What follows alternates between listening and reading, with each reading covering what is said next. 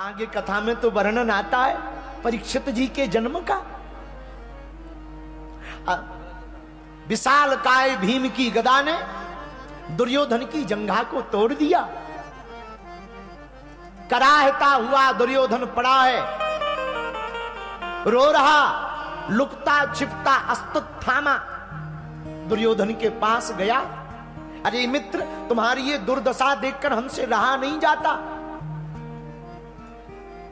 दुर्योधन ने कहा कि तुम हमारी मदद क्या कर सकते? अश्वत्थामा बोले बताओ मैं कर क्या सकता हूं जिससे तुम्हें मरते समय शांति मिले। दुर्योधन बोला मित्र मुझे एक बात का दुख है। बोले क्या?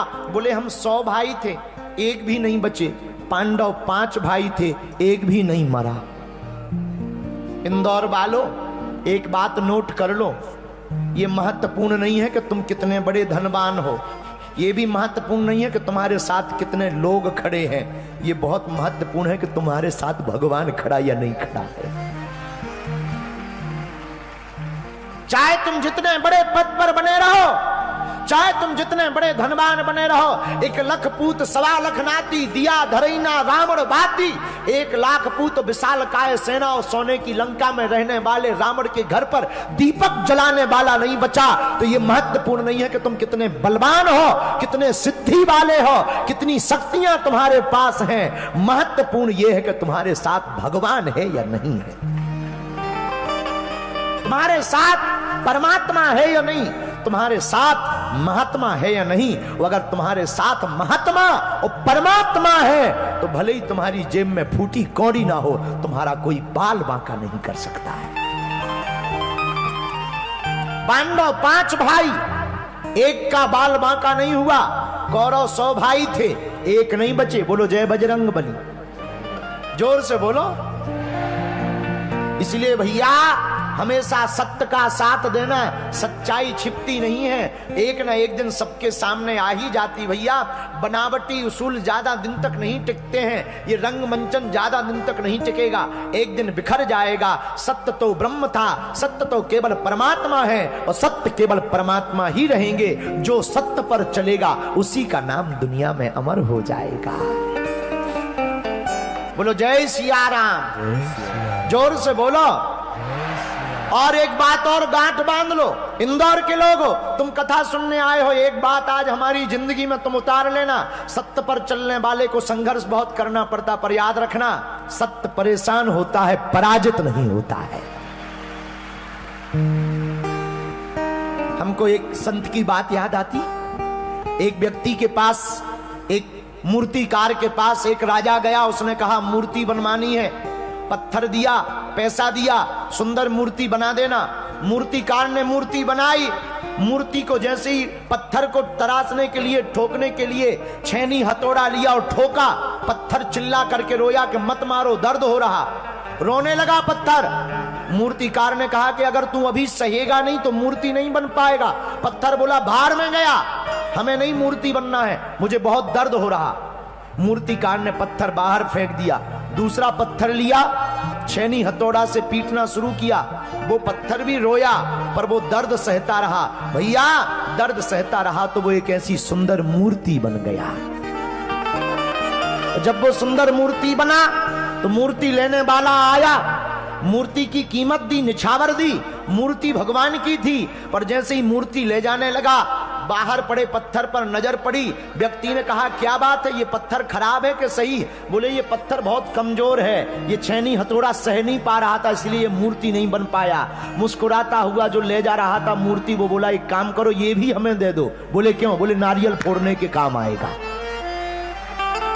पत्थर वही है, दोनों ही पत्थर हैं, लेकिन एक ने संघर्ष को झेल लिया तो वो मंदिर में बैठा बैठा पूजने लगा, और दूसरा झेल नहीं पाया, हर 2 मिनट में जय बजरंग बली रोने लगा। और जब मूर्ति, एक पत्थर मूर्ति बनी, मंदिर में लगाई गई, दूसरा पत्थर बाहर टिकाया गया, और जब बार बार नारियल फूटता तो भीतर मूर्ति बनी हुई पत्थर बोला भैया अगर उस दिन छेनी हथौड़ा सह लिया होता, हमारी तरह तेरी भी पूजा होती। इसीलिए हम तुमसे कहना चाहते, संघर्ष आए तो तो घबराना नहीं। हमने भी अपनी जिंदगी में बहुत संघर्ष झेले हैं, हमने भी 8-8 दिन तक भोजन नहीं किए, आज भी झेल रहे। कई लोगों की गाली सहते, कई लोगों के उपद्रव सहते, ताने भी सुनते, कोई न जाने क्या क्या कहता। सनातन की हिंदू राष्ट्र की बात करते हैं तो कई लोग गाली बकते, कोई पाखंडी कहता, कोई लालची कहता, लोग न जाने क्या क्या कहते। पर भैया हमने आज भी भगवान के चरणों को नहीं छोड़ा। परिणाम दुश्मन मिटते जा रहे हैं, हिंदू राष्ट्र बनता जा रहा है।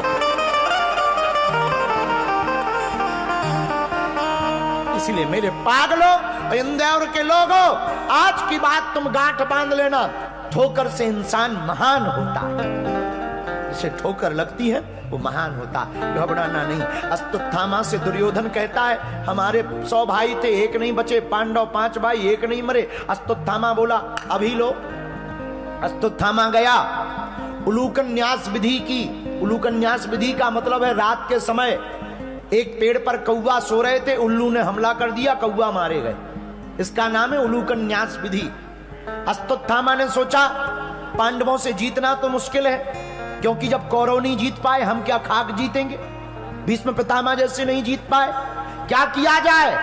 अश्वत्थामा ने रात के समय पांडवों को मारने का विचार किया, और रात के समय जब मारने के लिए गया, उस दिन विजय घोषित हो चुकी थी युद्ध की। भगवान कृष्ण पांडवों से बोले पांडव, अर्जुन, आज युद्ध की विजय की रात्रि है, एक काम करो, आज सोने का दिन रात नहीं है, आज तो कहीं चल करके उत्सव मनाती है।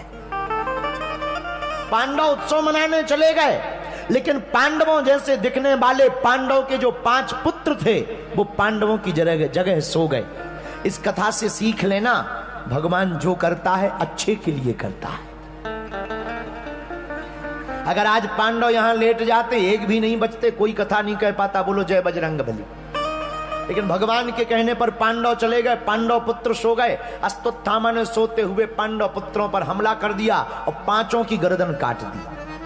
और गर्दन लेकर के आया दुर्योधन के पास, ले दुर्योधन देख, तो एक पांडव की बात करता था, हम 5 पांडवों का सिर ले आए। दुर्योधन पहले तो प्रसन्न हुआ, लेकिन जैसे ही नजदीक आकर जब गौर से देखा, चिघार पड़ा दुर्योधन। अरे आतताई अश्वत्थामा, ये तूने क्या किया, ये पांडव नहीं है, ये तो पांडव पुत्र हैं, इनको मारकर तूने मेरे वंश में पानी देने वाले भी खत्म कर दिए हैं। और इतना कह के दुर्योधन का प्राणांत हो गया। अश्वत्थामा ने विचार किया कि पांडव जीवित हैं, छोड़ेंगे नहीं। जब सुबह हुई और प्रातः काल जैसी हुई, तो सुबह होते ही द्रौपदी जी रोने लगी। द्रौपदी की आंखों से आंसू किस बात के चिघाड़ने लगी। अर्जुन जी को पता लगा, क्या बात है देवी, क्यों रो रही हो, क्या हो गया है। द्रौपदी जी रोते हुए कहती, महाराज किसी ने हमारे पुत्रों को मार दिया है, किसी ने हमारे पुत्रों को मार डाला है। अर्जुन जी ने जहां इतना सुना, तत्क्षण अर्जुन जी ने प्रतिज्ञा ले ली, देवी हमारे पुत्रों को मारने वाले का जब तक हम वध नहीं कर लेंगे, तब तक हम अन्न जल ग्रहण नहीं करेंगे। इतना कह करके अर्जुन जी भगवान कृष्ण के साथ रथ पर बैठ गए। योग बल के आधार पर भगवान ने पता किया, माता शिशूनाम निधनम सुतानाम निसम्म घोरम परितप्यमानः, निसम्म घोरम परितप्यमानः। आंखों में आंसू भर करके द्रौपदी जी रोती हैं। अर्जुन जी गए अश्वत्थामा के पीछे पीछे। उसी वक्त अश्वत्थामा ने ब्रह्मास्त्र का प्रयोग कर दिया। अर्जुन जी घबराए। भगवान बोले अर्जुन से, अरे अर्जुन घबरा क्यों रहे, तुम्हें भी तो ब्रह्मास्त्र चलाना आता है, छोड़ दो। अर्जुन जी ने भी छोड़ा, दोनों ब्रह्मास्त्र टकरा गए। बाद में जब प्रलय की स्थिति बनने लगी, भगवान ने अर्जुन से कहा, अर्जुन तुम अपने ब्रह्मास्त्र को वापस बुलाओ, शांत करो। अश्वत्थामा को बांध लिया। बांध करके जब पांडवों के पास लेकर के आए भगवान कृष्ण और अर्जुन, युधिष्ठिर आदि के सामने, अर्जुन ने कहा मार डालो, मार दो। लेकिन जैसे ही द्रौपदी जी ने देखा तो तुरंत हाथ जोड़ करके कहा, महाराज इसे मत मारना। क्यों? अरे देवी तुम्हें पता है ये वही आतताई है जिसने सोते हुए हमारे पुत्रों की गर्दन को काटा। रोती हुई द्रौपदी कहती, महाराज पुत्र के बिछड़ने का वियोग क्या होता है मैंने देख लिया, इसको मत मारो। एक तो ये ब्राह्मण है, दूसरा तुम्हारे गुरु का बेटा है, और इनके पिताजी वीर गति को प्राप्त हुए, और माताजी इसकी परेशान है। अगर ये भी मर जाएगा तो इसकी मां बहुत ज्यादा श्राप देगी, हाय सांस देगी, हम लोगों को अपराध लगेगा। एक काम करो, छोड़ दिया जाए। अर्जुन जी भी मान गए, छोड़ देना चाहिए। लेकिन धीरे से भगवान कृष्ण मुस्कुराते हुए बोले, अर्जुन जी तुम्हारी प्रतिज्ञा का क्या होगा? तुमने प्रण भी तो लिया था कि हम मार ना देंगे तब तक नहीं कुछ खाएंगे पिएंगे, प्रण का क्या होगा? अर्जुन जी बोले, अब तो गड़बड़ हो गई, क्या करें? तब तक युधिष्ठिर जी बोले, ब्रह्म बंधुर न हंतव्या, ब्राह्मण को मारना नहीं चाहिए। भगवान कृष्ण से ही पूछा ठाकुर जी ने, ठाकुर जी से भगवान कृष्ण से अर्जुन जी ने पूछा, महाराज करना क्या चाहिए, आप उपाय बताओ। भगवान बोले, आतताई बधारणा, ब्राह्मण को मारना नहीं चाहिए पर आतताई को छोड़ना नहीं चाहिए। अर्जुन जी बोले, आपने कभी भी सीधा सीधा सॉल्यूशन नहीं दिया, जब भी दिया टेढ़े ही मेढ़े रहे, और आप पूरी जिंदगी भर टेढ़े ही रहे। एक कुछ बताओ, मार दें या छोड़ दें? मुस्कुराते हुए भगवान कृष्ण बोले, गीता का ज्ञान किसको दिया है? महाराज हमको दिया है। तो फिर तुम ही बुद्धि लगाओ। अर्जुन जी बोले, महाराज लग गई बुद्धि। बोले क्या? बोले आपने गीता में कहा था माननीय सम्माननीय व्यक्ति को मारना नहीं चाहिए, माननीय सम्माननीय व्यक्ति का अपमान करना ही मृत्यु के बराबर है। तुरंत केशों को पकड़ करके अपमानित कर दिया अश्वत्थामा को, और माथे पर जो मणि चमक रही थी उसको खींच लिया, रुधिर बहने लगा, और अश्वत्थामा को धक्का देकर के समर से बाहर निकाल दिया। अश्वत्थामा क्रोधित हो गया, भगवान प्रसन्न हो गए। भगवान ने कहा, अब विदा दो, हम द्वारका वापस जाएंगे।